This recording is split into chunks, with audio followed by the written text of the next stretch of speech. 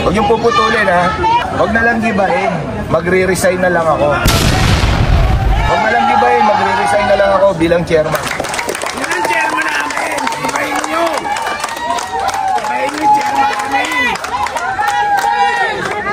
So, dito tayo, no? Mayor pa si Fred Lin. Barangay hall na yan. 36 years na po yung barangay. Ano gagawin natin? Yung expansion po niyan, kaya po yung expansion niyan, dahil marami po sa mga bata nag-aaral dito, galing po sa mga iba't ibang barangay. Galing po sa Tambunding, galing po sa barangay ng 206, Dinalupian, sa Solis, sa Anacleto. Hindi lang po barangay 208 ang nakikinabang dyan. Marami yung bata nag-aaral dyan. Eh, kung gigibahin, wala naman ng problema. Sabi nyo nga di ba kayo mga vlogger, susunod tayo lahat sa utos. Sunod lang po tayo sa utos. Yun lang po. General natin, General. Sukatan mo na. Sukatan mo na. Hindi, nasukatan ko na eh. Ha? Sukatan ko na. Sukatan mo rin yung iba. Oo, nakita mo yun, ano. Okay? Kasi yung mga tao naghihimutok dyan. Kasi yung nagre-reklamo, alam na alam nila. Eh yung nagre-reklamo... Hindi ko muna sindirin bulano. Yung nagre-reklamo, ano yan?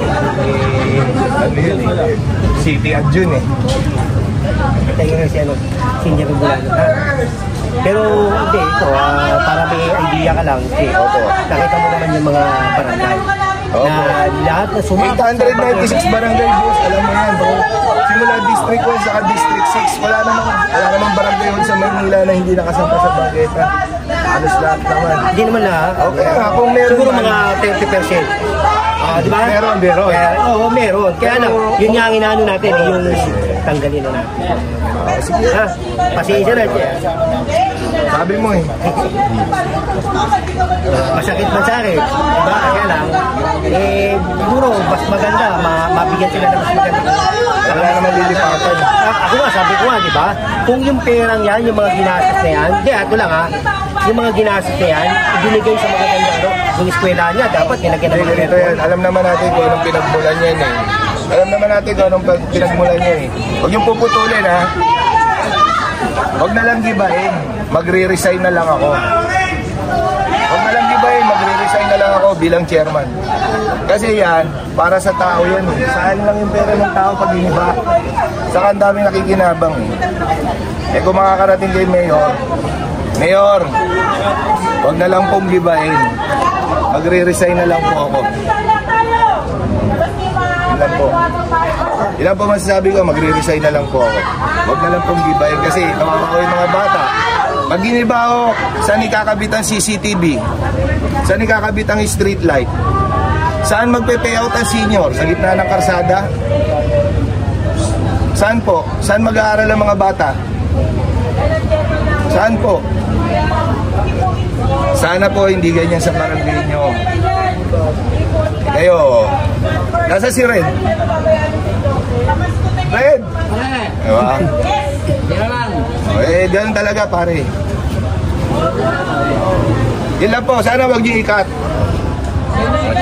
Ako po bilang po ng barangay ng 208, nakikiusap po. Huwag na lang po sanang gibahin.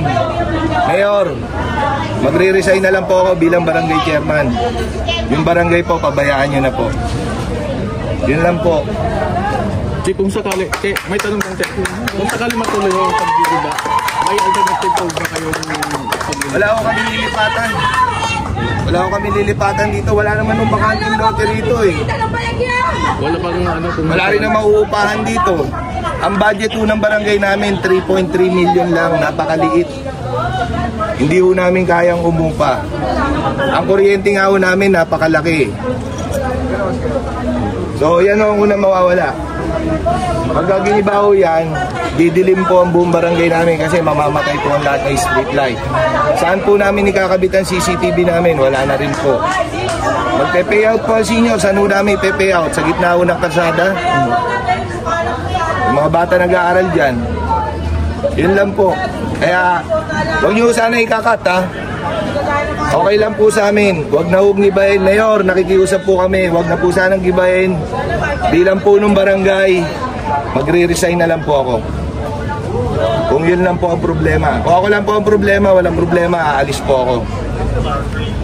Pero yung barangay, kawawa ko, marami yung batang maapektuhan dyan. Marami yung tao na maapektuhan dyan. Yun ang chairman namin. Ibahin nyo. Ibahin nyo yung chairman namin. So, dito tayo, no?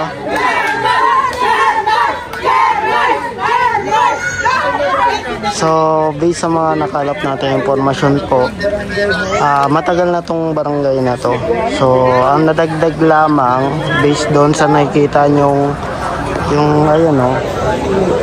Yung words doon, etong baba lang daw, etong nasa baba. Para sa barangay. Ayan. Tama po ba? Medyo lumapad dahil doon sa mga beaker daw. So kaya napansin ng taong bayan kasi lumapad din, na-extend yung baba. Then bukod doon sa nakalap natin impormasyon, di bibihira lang daw may dumaan doon na sasakyan. Pero malaman Saan magpe-payout? Sa gitna ng karsada. Halos magpakamatay kami nung tumakbo siyang presidente. Suporta namin, sobra-sobra. Number 1 namin siya.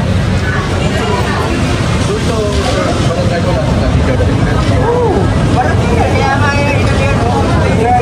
yung mga bata hindi nagsisiksikan. Dahil merong 4 na kong estudyanteng bata nag-aaral dyan. Barangay sa Tambunteng, Hermosa, Solis. Hindi lang to, eh.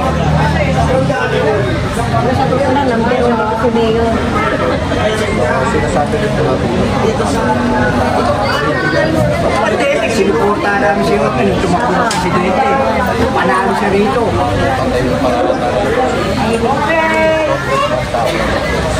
Sana naman maintindihan naman kung sana. Tsaka depende na siguro kung ano yung nakakasagaban. Eh wala namang dumadaan talaga sa sakyan dito eh. Mas bumuha ka man daan.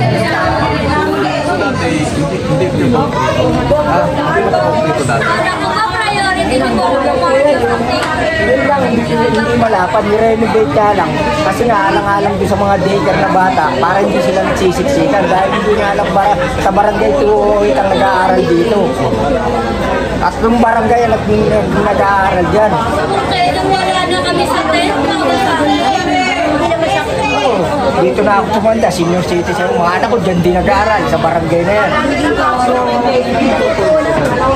kasi wala na meron ganito kasi